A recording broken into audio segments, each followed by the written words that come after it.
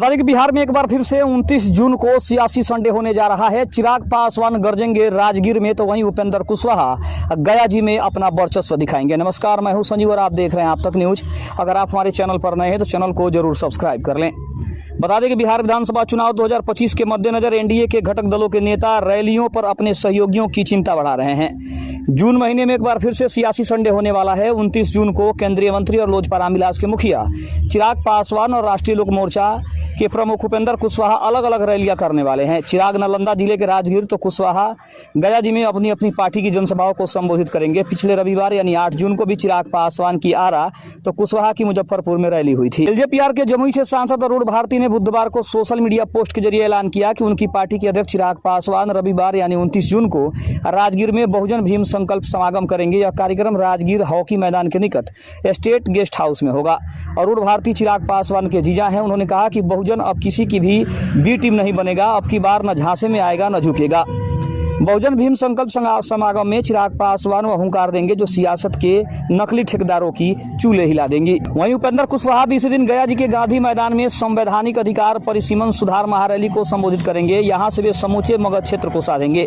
RLM के महासचिव रामपुकार सिन्हा ने कुशवाहा की आगामी रैली में 25,000 से ज्यादा कार्यकर्ताओं के शामिल होने का दावा किया है। इसमें मगध क्षेत्र के विभिन्न जिलों के पार्टी वर्कर मौजूद रहेंगे। बता दें कि कुशवाहा इससे पहले शाहाबाद और उत्तर बिहार में भी ऐसी ही रैलियां कर चुके हैं। बिहार विधानसभा चुनाव अक्टूबर-नवंबर में संभावित स्थिति बन रही है। सत्ताधारी एनडीए गठबंधन में बीजेपी जदयू के अलावा चिराग पासवान की लोजपा रामविलास, कुशवाहा की आरएलएम और जीतन राम मांझी की हिंदुस्तान आवाम मोर्चा पार्टी शामिल है।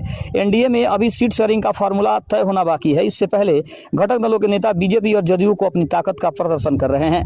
चिराग पासवान और कुशवाहा की इन रैलियों को सीट बंटवारे से पहले शक्ति प्रदर्शन के रूप में देखा जा रहा है। चिराग पासवान तो केंद्र की राजनीति छोड़ बिहार आकर विधानसभा चुनाव लड़ने का संकेत भी दे चुके हैं। दूसरी तरफ हम बात करें तो चिराग पासवान ने पहले भी अपने रैलियों में इस बात की ओर इशारा कर दिया है कि वो आगामी विधानसभा चुनाव लड़ने को पूरी तरीके से तैयार है। सबसे बड़ा सवाल यह है कि आखिर चिराग पासवान कौन से विधानसभा क्षेत्र से चुनाव लड़ेंगे। नवादा से चिराग पासवान के लड़ने की सबसे ज्यादा संभावना है, क्योंकि चिराग पासवान के लिए कहा जा रहा है कि वो सामान्य सीट से चुनाव लड़ेंगे ताकि सामान्य वर्ग को भी साधने में उनको सबसे ज्यादा आसानी हो सके। दूसरी तरफ अगर हम बात करें तो चिराग पासवान पहले भी ये संकेत दे चुके हैं कि वो अब केंद्र की राजनीति नहीं करेंगे और बिहार की राजनीति में लौटेंगे। लेकिन क्या वो सचमुच में बिहार विधानसभा का चुनाव लड़ना चाहते हैं, ये सबसे बड़ा सवाल है। लेकिन उन्होंने नीतीश कुमार की कहीं ना कहीं देखा जाए तो स्थिति को और ज़्यादा चिंताजनक बना दिया है, क्योंकि चिराग पासवान के चुनाव लड़ने की स्थिति में एक बार फिर से नीतीश कुमार को 2020 की तरह ही 20 से 25 सीटों का बड़ा नुकसान हो सकता है। आपको बता दें कि 2020 के विधानसभा चुनाव में चिराग पासवान ने अकेले चुनाव लड़ने का फैसला किया था, जिससे 30 से 35 सीटों पर चिराग पासवान ने नीतीश कुमार को हराने में महत्वपूर्ण भूमिका निभाई थी। तब चिराग पासवान किसी भी गठबंधन का हिस्सा नहीं थे और वो अकेले उन्होंने बिहारी फर्स्ट के तहत चुनाव लड़ने का बड़ा फैसला किया था। खबर आपको कैसी लगी कमेंट में जरूर बताइएगा। तब तक के लिए धन्यवाद। जय हिंद, जय भारत।